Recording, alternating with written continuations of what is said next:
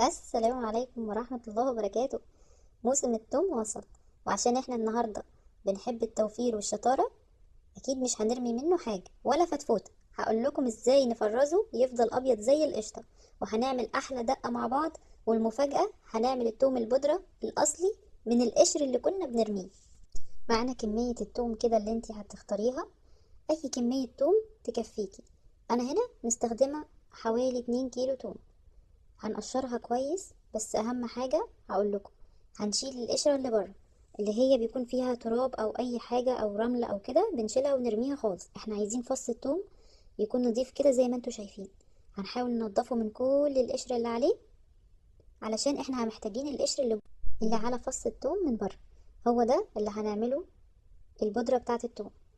دلوقتي بنقشر الثوم كويس جدا من اي قشر فيه، علشان ده اللي هنفرزه وهنخليه ابيض زي القشطه من السنه للسنه. اوعدكم ان هو هيفضل من السنه للسنه لو فرزتوه بالطريقه دي.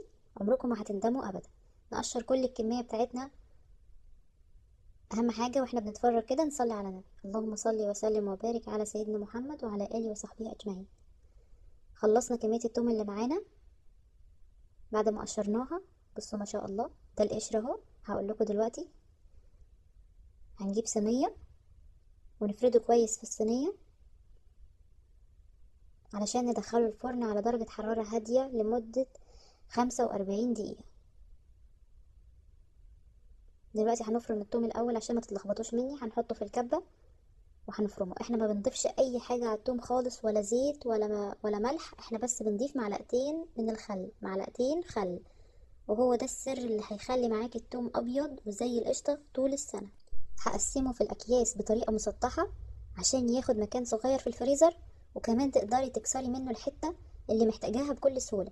الطبخة معاكي مش هتاخد قد مكعب من اللي أنا هعمله. بعد ما فردنا التوم كده في الأكياس، هنعمله بظهر السكينة. ركزوا يا جماعة، بظهر السكينة علشان الكيسة ما تتقطعش منا.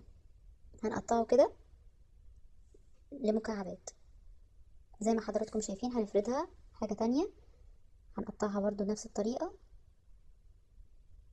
بس اهم حاجه ان احنا نعملها مكعبات صغنونه كده. الطبخه مش هتاخد معاكي قد مكعب، لانه طبعا بيكون مركز عشان فضل في الفريزر. ودلوقتي معانا القشر بعد ما اتحمص معانا في الفرن بقى بالشكل ده.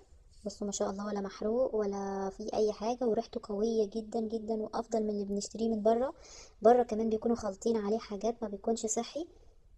التوم ده، القشر ده لما نفرمه احنا مش بناخد منه كمية بسيطة خالص، يعني بناخد منه كمية بسيطة خالص على الطبخة بتاعتنا، لان ريحته بتبقى قوية وطعمه بيكون قوي خالص، غير اللي احنا بنشتريه من بره. احنا من اللي بره ده ممكن ناخد معلقة وما تعملش طعم، ده بناخد منه ربع معلقة وما شاء الله بجد بيكون طعمه قوي جدا.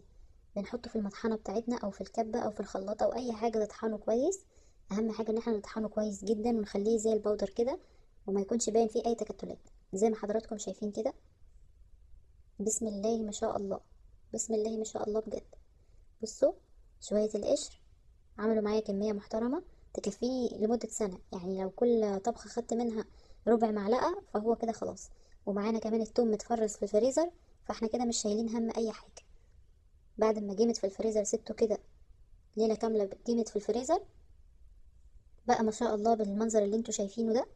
طبعا في ناس هتقول طيب الاكياس دي هيبقى ريحتها وحشه في الفريزر، التوم هيخلي الفاكهه معانا في الفريزر او اي حاجه تبقى ريحتها توم. لا، احنا بصوا هنعمل ايه. بصوا هتاخدي مكعب قد ايه من المكعبات اللي احنا عاملينها، هيبقى سهل عليكي جدا.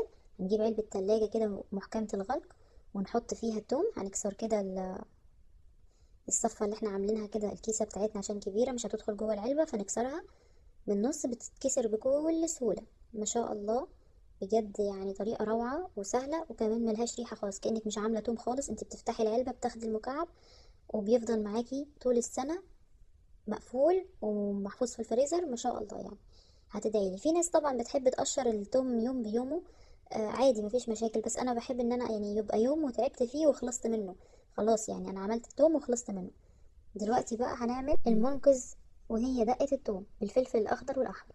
دي بخليها عندي بقى في التلاجة، ما بستغناش عنها أبدا للسمك المقلي والمخللات، أو حتى لتتبيلة اللحمة والفراخ المشوية كمان، وريحتها لوحدها كفاية وتفتح النفس.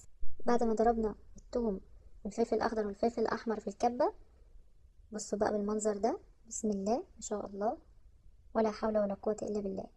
ننزل بقى بعصير الليمون، معانا عصير ليمون ومعانا البهارات، ملح، هنحط كده معلقة ملح كبيرة كده حلوة، الملح برضو بيستخدم كمادة حافظة، ومعلقة كمون كبيرة ومعلقة كزبرة كبيرة مع عصير الليمون. ولو عجبكم الفيديو النهاردة واستفدتم منه، ما تنسوش تدعموني بلايك واشتراك في القناة. مع السلامة.